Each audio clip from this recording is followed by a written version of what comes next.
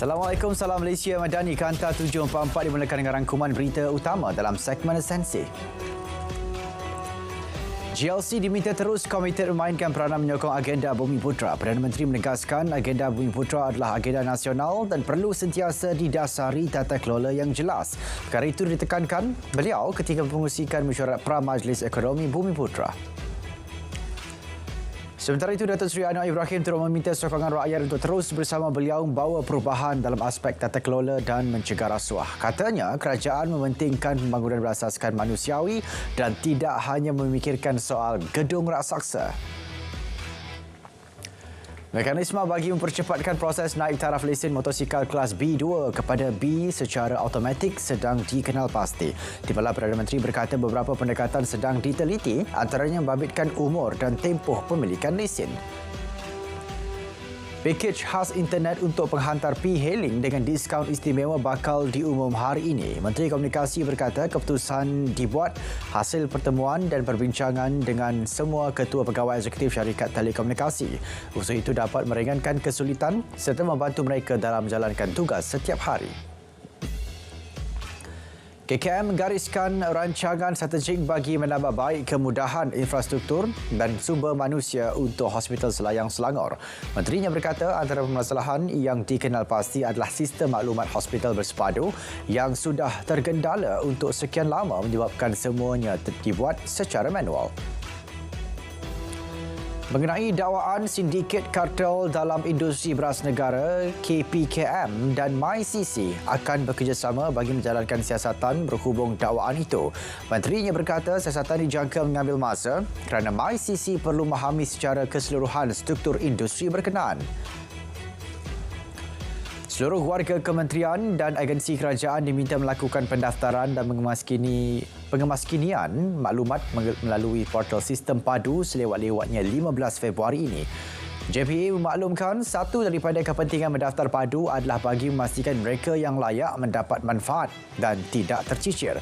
Surat edaran bagi tujuan berkenaan bertarikh 17 Januari turut dibuat naik dan dihantar kepada semua warga kementerian dan agensi. KPKT akan terus membantu pemaju projek residensi hektar gombak di Setapak dalam mendapatkan pembiayaan kewangan untuk menyiapkan projek perumahan di bawah kategori sakit itu. Timbalan Menterinya berkata, bagaimanapun pemaju hendaklah akur dan memenuhi syarat yang ditetapkan institusi kewangan bagi memastikan dana pinjaman diluluskan kepada pemaju berkenaan.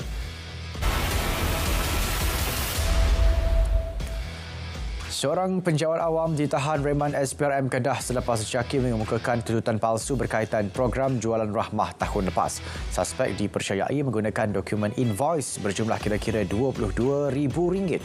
Perintah tahanan reman selama 5 hari hingga 26 Januari dan kes disiasat di bawah Seksyen 18 Akta SPRM 2009. 4 remaja berusia 14 tahun hingga 16 tahun dieksploitasi menjadi buruh paksa berjaya diselamatkan polis menerusi serbuan operasi bersepadu di 3 lokasi berasingan di Teluk Gong semalam. Penolong pengarah di 3 Bukit Aman berkata, Opkhas Aman itu berjaya menahan kira-kira 100 warga asing dari Myanmar dan Indonesia. Kesemua warga asing yang ditahan dibawa ke IPD Kelang untuk tindakan lanjut.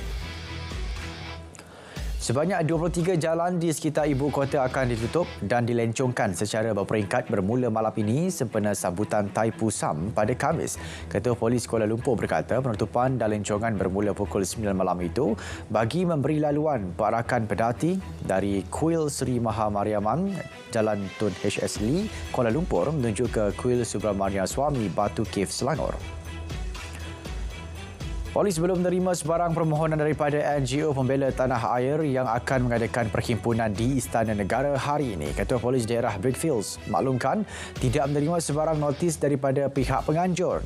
Beliau pada masa sama menasihati semua pihak agar menghormati undang-undang di bawah Akta Perhimpunan Aman 2012.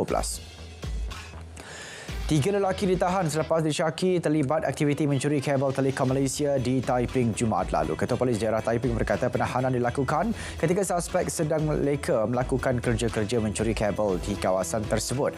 Turut dirampas beberapa peralatan yang dipercayai digunakan untuk mencuri kabel. Kesemua suspek direman 6 hari sehingga 24 Januari bagi membantu siasatan.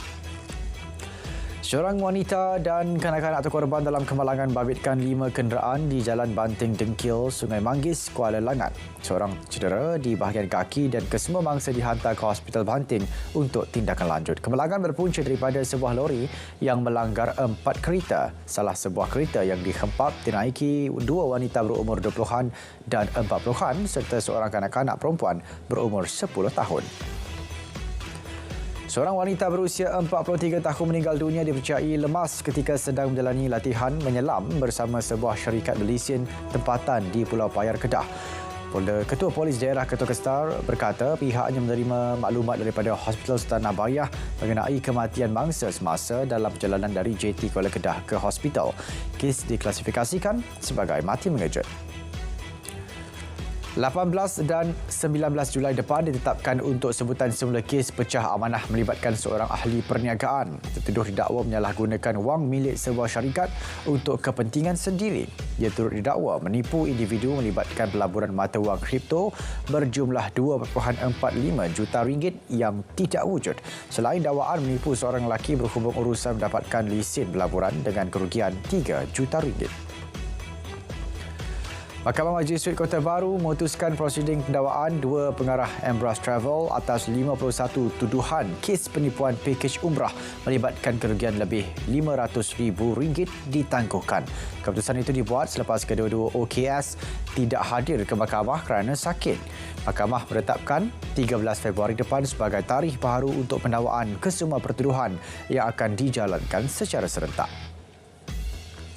Seorang ahli perniagaan antara 11 yang didakwa di Mahkamah Session Kota Kinabalu atas pertuduhan menjadi ahli kumpulan jenayah terancang geng Upik antara tahun 2015 hingga 2023. Bagaimanapun tiada pengakuan direkodkan selepas pertuduhan dibacakan. Semua tertuduh didakwa mengikut Seksyen 130V-1 Kanun Keseksaan yang boleh dihukum penjara 5 hingga 20 tahun. 1 Mac ditetapkan sebutan semula kes dan tiada jaminan dibenarkan ke atas semua tertuduh. Seorang baduan mengaku bersalah atas tuduhan melakukan perbuatan khianat bagi membantu kegiatan Ahlong dan dijatuhi hukuman penjara 54 bulan. Tertuduh membuat pengakuan itu di hadapan Majistret di Mahkamah Majistret Bukit Mertajam. Tertuduh kini menjalani hukuman penjara di penjara Tapah Perak atas kesalahan sama. Mahkamah menjatuhkan hukuman penjara 48 bulan dan denda RM5,000 atau tambahan tempoh penjara 6 bulan sekiranya tidak membayar denda yang ditetapkan. Sementara itu, di Kelantan, kes membabitkan kegiatan pinjaman wang tanpa lesen atau Ahlong dilaporkan meningkat tahun lalu. 92 kes dengan nilai kerugian lebih RM113,000 berbanding 48 kes dengan kerugian lebih RM158,000 direkodkan pada tahun 2022. Ketua Polis Kelantan berkata, pihaknya akan mempergiatkan lagi tindakan dan tidak akan berkompromi dengan pihak yang terlibat kegiatan itu tahun ini. Tumpuan diberikan pada kes tersebut supaya Kelantan menjadi negeri sifar Ahlong.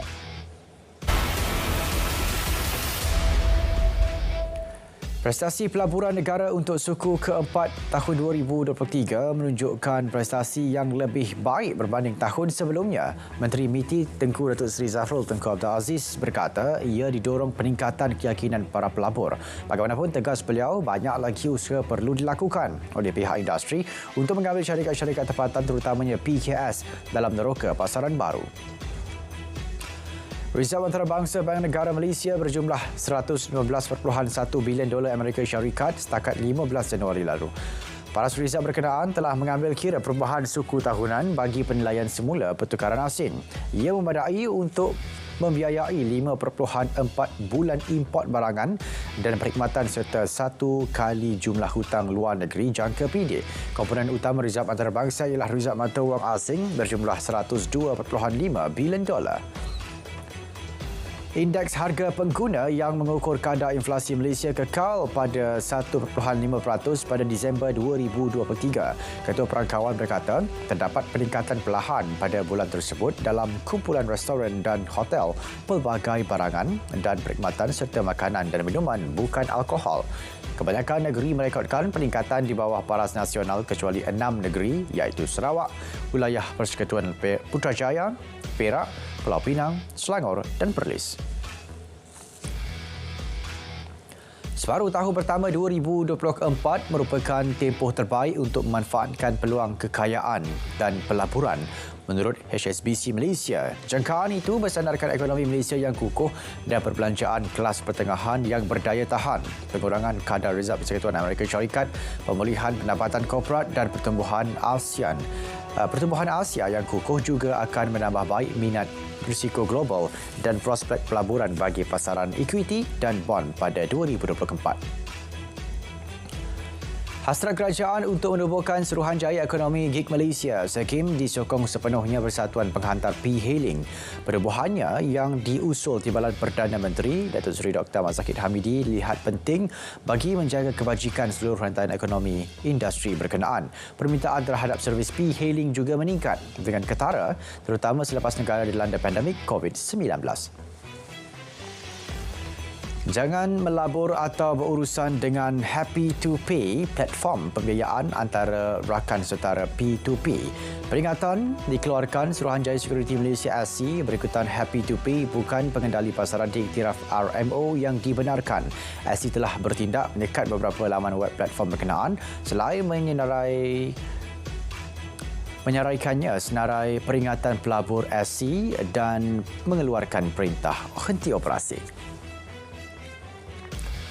Melaka optimis terima lebih 10 bilion ringgit pelaburan asing ke negeri itu menjelang akhir tahun ini.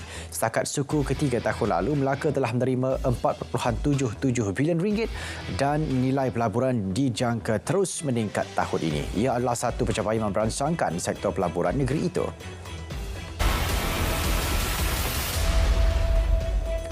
25,295 rakyat Palestin dilaporkan terbunuh sejak konflik Palestin-Israel tercetus pada 7 Oktober tahun lalu. Lebih 70% daripadanya adalah wanita dan kanak-kanak. Kementerian Kesihatan Palestin berkata 2.3 juta penduduk Gaza yang kehilangan tempat tinggal terpaksa berlindung di kamp pelarian termasuk di Khan Yunis. Lebih menyedihkan, mereka terpaksa berhimpit dalam kemah yang diperbuat daripada kepingan plastik. Perang yang sedang berlaku di Gaza mungkin adalah yang terakhir. Perkara itu dinyatakan Wakil Tetap Palestin di Liga Arab, Mohamed Al-Luk, berdasarkan skop serangan rejim Zionis sejak 7 Oktober tahun lalu. Beliau melihat Israel pada kali ini lebih rakus dan kejam meranapkan infrastruktur dan membunuh rakyat Palestin di Gaza. Jelas Al-Luk, Liga Arab juga telah bersetuju menggunakan pakai istilah genosid atau pembunuhan beramai-ramai bagi menggambarkan jenayah perang dilakukan Israel. Israel melumpuhkan sistem pendidikan tinggi di Gaza mengakibatkan hampir 100 profesor dan ratusan guru terkorban selain universiti turut diletupkan. Menurut pemantau hak asasi manusia Euromed, ahli akademik yang terkorban memainkan peranan penting dalam memajukan penyelidikan universiti-universiti di semenanjung Gaza. Kementerian Pendidikan Palestin pada awal minggu ini melaporkan seramai 4,327 pelajar telah terbunuh sejak 7 Oktober dengan 7,819 yang lain cedera. Kekejaman Israel terhadap penduduk Palestin membawa padah.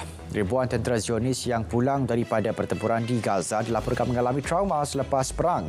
Menurut laman web Israel, Wala, keadaan tersebut dialami 1,600 tentera dan pegawainya. Susulan itu kesekurang-kurangnya 250 dilepaskan daripada tugas. Terbaru, seorang tentera Israel yang baru pulang dari Gaza dilaporkan membunuh seorang rakannya di Tel Aviv. Pilihan raya Presiden Amerika Syarikat, Governor Florida Ron DeSantis menarik diri daripada persaingan sebagai calon Parti Republikan dalam pemilihan November depan. Penarikan diri DeSantis sekaligus meluaskan lagi pengaruh bekas Presiden Donald Trump dalam parti tersebut. DeSantis sebelum ini merupakan saingan utama kepada Trump, namun beliau kini memberikan sokongannya kepada Trump sekaligus mencerahkan peluang bekas Presiden itu untuk bersaing lagi dengan Presiden Joe Biden. Saudara, Kanta 744 berakhir di sini. Dari sungai ke segara, Palestin pasti merdeka. Assalamualaikum, salam Malaysia Madani. Tekad perpaduan, penuhi harapan.